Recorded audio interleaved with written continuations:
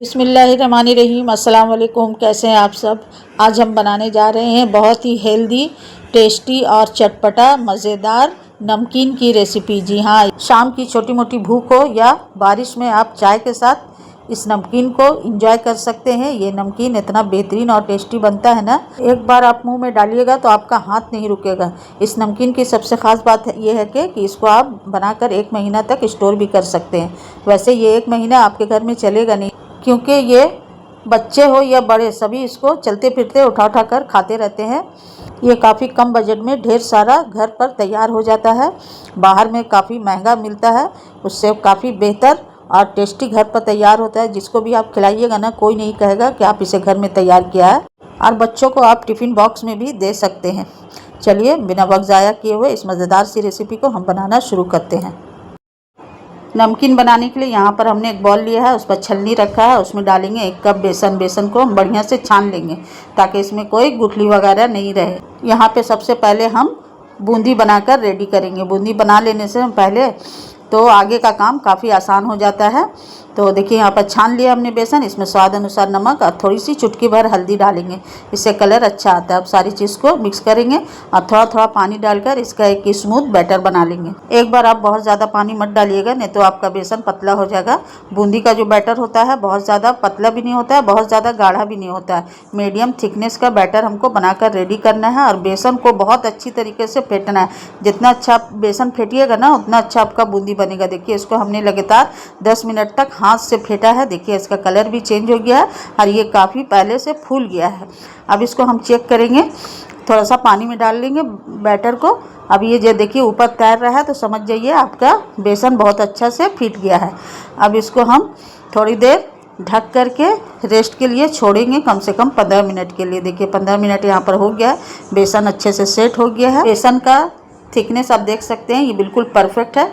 आप चम्मच से चेक करिएगा पीछे बैक साइड, अगर उसका अच्छे से कोट हो रहा है तो समझ जाइए कि आपका बेसन बिल्कुल परफेक्ट है। अब यहाँ पर हमने कढ़ाई में तेल चढ़ा दिया है। अब एक तेल जब थोड़ा गर्म हो जाएगा तो एक पूरी छानने वाला छलना लेंगे और उस पर ऊपर से बैटर थोड़ा थोड़ा गिराएंगे और उसको ऊपर से हम हल्का हाथ से इसको दबाते हुए चलाते जाएंगे। तो देखिए नीचे हमारा बूंदी कितना परफेक्ट गोल गोल तैयार हो रहा है। इसी तरह आप थोड़ा थोड़ा बैटर ऊपर से दीजिए और हल्के हाथ से इसको ऊपर से चलाते रहिएगा, तो आपका बिल्कुल परफेक्ट बूंदी रेडी हो जाएगा। एक बार बहुत ज़्यादा मत दीजिएगा, जितना आपका कढ़ाई में तेल हो उतना ही आप दीजिएगा और डालकर तुरंत मत चलाइएगा। बस थोड़ी देर जब ये सेट हो जाएगा तब इसको चम्मच से हिलाते डुलाते हुए आप इसको चारों तरफ से अच्छे से गोल्डन एकदम कर लीजिए, जिस तरह का बूंदी होता है। देखिए सुनहरा कलर आ गया है। इसको हम इसी तरह तेल से छान करके छलने से एक टिश्यू पेपर पर निकाल लेंगे। इसी तरह सारा बूंदी हम बनाकर रेडी करेंगे। देखिए दूसरा बैच भी हम इसी तरह ऊपर से थोड़ा थोड़ा बैटर डालते हुए दूसरा बैच भी हम रेडी कर लेंगे। देखिए आप तेल का टेम्परेचर का खास ध्यान रखिएगा, तेल आपका अच्छा गर्म होना चाहिए। तेल अगर थोड़ा सा भी ठंडा होगा ना तो आपका बूंदी अच्छा नहीं बनेगा। यहाँ पर देखिए हमने सारा बूंदी को रेडी कर लिया है। थोड़ा सा बैटर हमने बचा लिया है, यहाँ उसमें हम ग्रीन कलर डालेंगे। थोड़ा सा हम ग्रीन कलर का बूंदी बनाएंगे।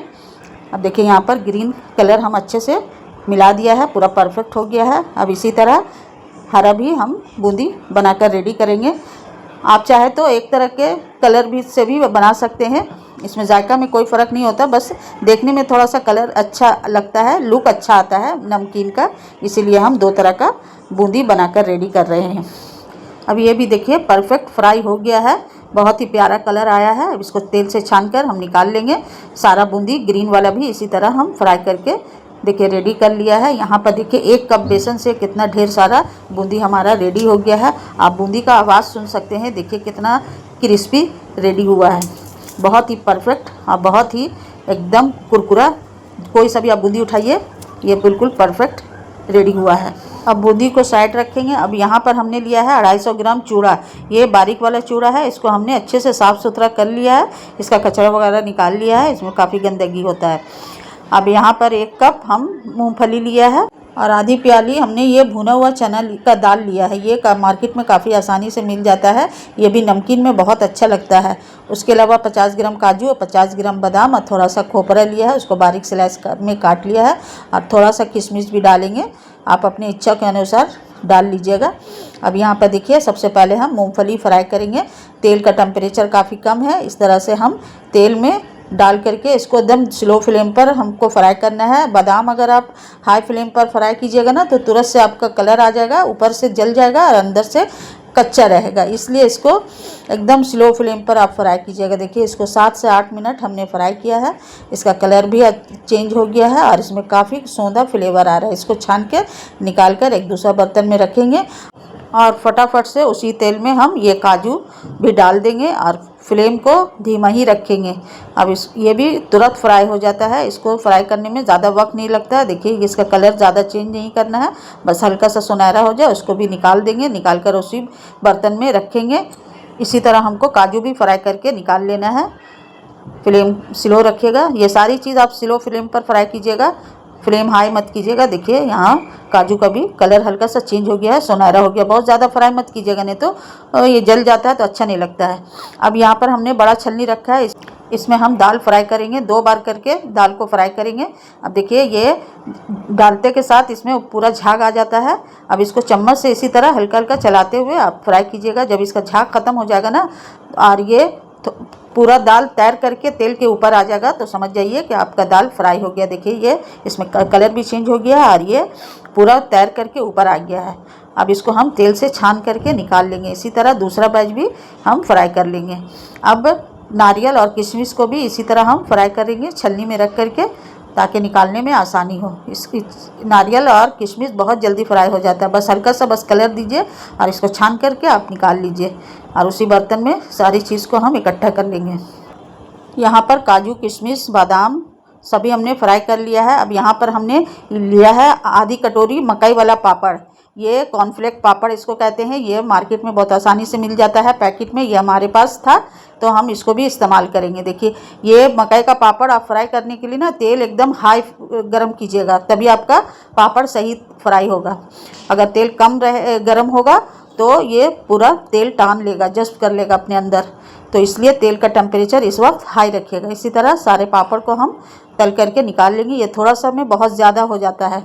देखिए सभी पापड़ को हमने फ्राई करके निकाल लिया है। अब इसी गरम तेल में हम थोड़ा थोड़ा करके चूड़ा भी फ्राई कर लेंगे। इसी तरह छलनी में डालकर आप चूड़ा फ्राई कीजिएगा ना तो आपको निकालने में काफ़ी सहूलत होगा।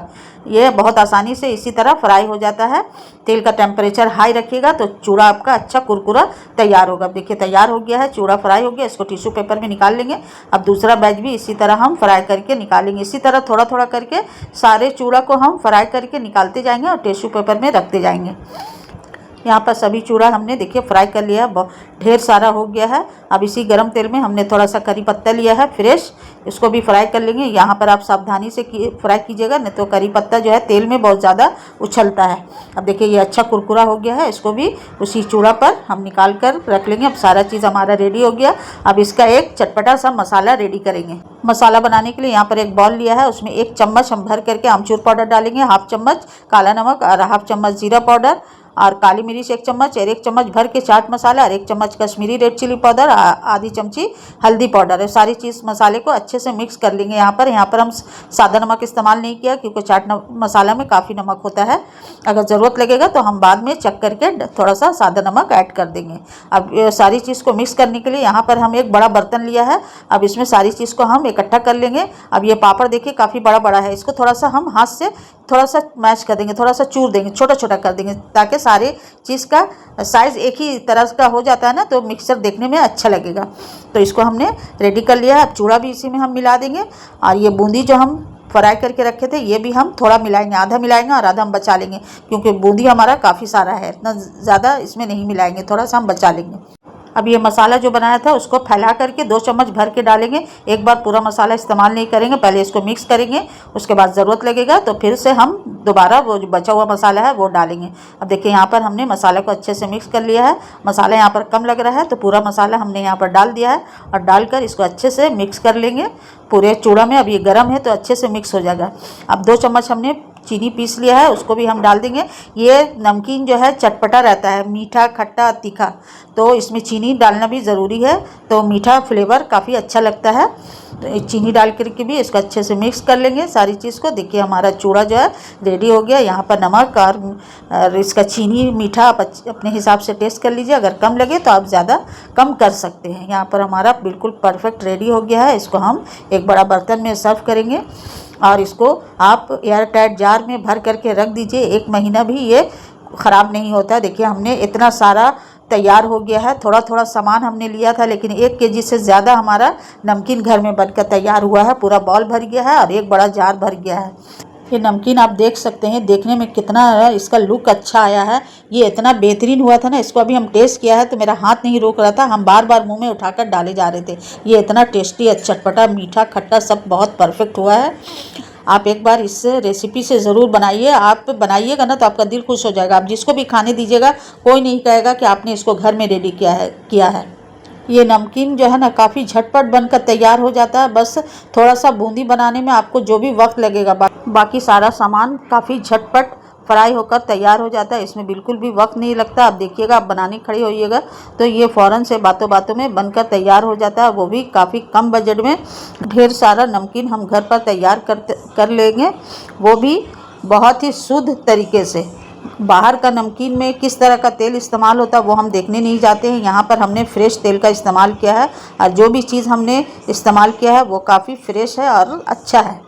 खुद भी हेल्दी खाइए और अपनी फैमिली को भी हेल्दी खाना खिलाइए और पैकेट वाला नमकीन छोड़िए। अब घर में हेल्दी तरीके से ढेर सारा नमकीन बनाइए और स्टोर कीजिए इसको घर पर, और शाम की चाय का मज़ा लीजिए। उम्मीद है कि आपको ये नमकीन की रेसिपी पसंद आई होगी, और अगर पसंद आई है तो आप इसे लाइक कीजिए, शेयर कीजिए और मेरे चैनल को ज़रूर सपोर्ट कीजिए। और जब भी मेरी रेसिपी बनाइए तो मुझे अपना फीडबैक ज़रूर दीजिए। मिलते हैं एक और नई रेसिपी के साथ, तब तक के लिए अल्लाह हाफिज़। ये नमकीन एक बार आप ज़रूर ट्राई कीजिए।